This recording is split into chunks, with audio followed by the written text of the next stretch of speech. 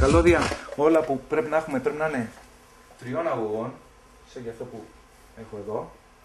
Όλα τα καλώδια audio μεταξύ συσκευών, έτσι, γιατί τα καλώδια μικροφόνου είναι σίγουρα 3 καλωδιάκια μέσα. Το ένα είναι η θωράκιση και τα άλλα 2 το συν και το πλην του μικροφόνου. Όλα μας τα audio όμως από συσκευή σε συσκευή, από συσκευή σε κονσόλα, μετά από το μικρόφωνο δηλαδή, ή μετά από την κιθάρα, μετά από το όργανο που πάμε να γράψουμε, υπάρχει μια λυσίδα οργάνων.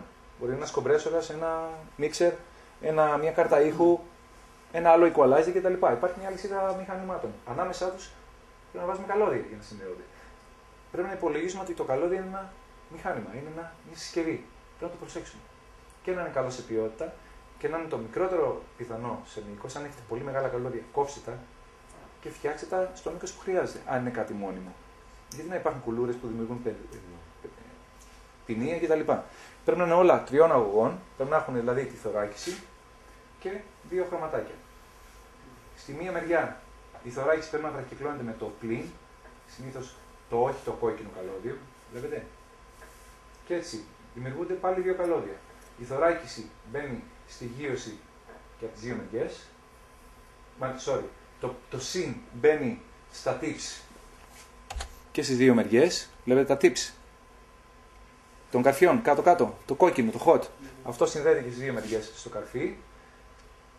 Το μπλε, δηλαδή το άλλο χρώμα, συνδέεται στην γείωση, ας το πούμε, του καρφιού, στο κυρίω σώμα του καρφιού και στις 2 μεριές, αλλά μόνο από τη μία μεριά είναι η θωράκιση. Το βλέπετε? Βλέπετε που λέει ground. Το ground, το πράσινο, είναι βραχυκλωμένο με το cold, με το άλλο χρωματάκι, όχι το κόκκινο στη θωράκιση πάνω, στο κυρίω σώμα, αλλά εδώ δεν συνδέεται πουθενά. Και αυτό είναι ο λόγος που έχουμε ground loops, γιατί αυτά που μας πουλάνε τα καλώδια είναι 2 καλώδια στο εμπόριο. Είναι fix. Αν τα κόψετε, θα δείτε ότι έχουν μόνο θωράκιση και ένα αγωγό.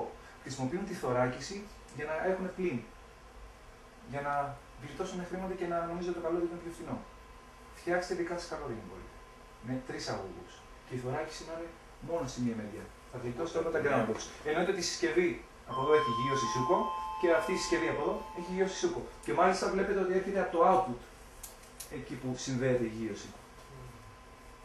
Δηλαδή που λέει output. Αν βάλουμε καρφί στο output, αυτό το καρφί πρέπει να το έχουμε φτιάξει εμείς και να έχει 3 αγωγούς σε εκείνη τη μεριά, βραχυκλωμένο το ένα με το 2.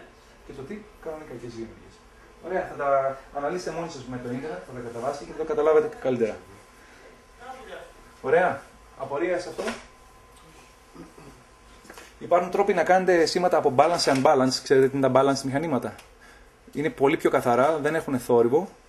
Να προτιμάτε balance εξόδους αν έχετε. Απλά πρέπει να φτιάξετε έτσι τις συνδέσεις σας όπως θα δείτε πάνω με τα JPEGs που θα κατεβάσετε από μένα.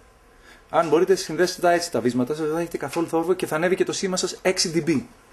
Χρησιμοποιώντας balance εξόδους. Θα έχετε πολύ πιο hot σήμα εν σχέση με το θόρυβο που ρέει πολύ χαμηλά στα σήματα. Εντάξει. Δηλαδή και η κάρτα έχω που λέει balance να τη γυρίσουμε σε balance καλύτερα. Εννοείται.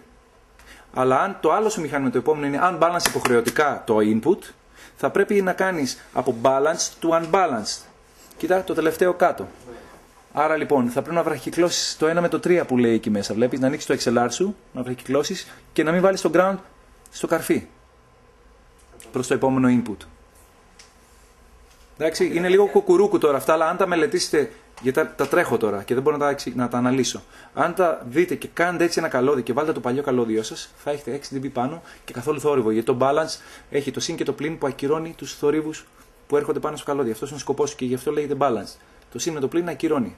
Αλληλοεξουδετερώνει τους θορύβους.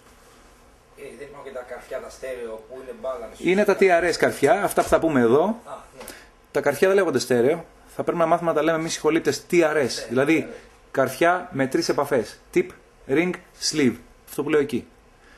Τα TRS χρησιμοποιούνται για εφαρμογή στέρεο, γιατί το στέρεο σήμα χρειάζεται 3 επαφές. Και υποχρεωτικά χρησιμοποιούμε τα καρφιά TRS για αυτή τη δουλειά. Κατάλαβες τη διαφορά τους? Ναι, απλά τα λέμε στέρεο. Ναι. Εντάξει, Καλό είναι να τα λέμε μεταξύ μας TRS. Φέρε μου ένα καρφί TRS, όχι στέρεο. Γιατί στέρεο είναι απλά η στερεοφωνία. 3 επαφές. Και τα μονοφωνικά πλέον λέγονται TS, tip sleeve. Εντάξει.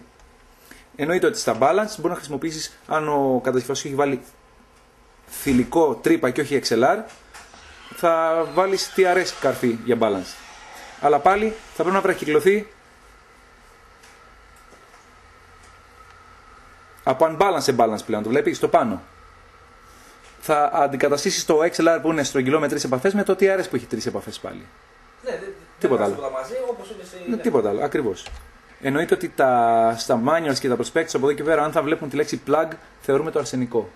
Jack είναι το θηλυκό. Οπότε, να ξέρουμε, καμιά φορά διαβάζουμε κάτι και δεν είναι σαφές. Γιατί δεν έχουμε κατανοήσει ότι plugs εννοούν το αρσενικό καρφί και jack εννοούν την τρύπα, το θηλυκό. Εντάξει.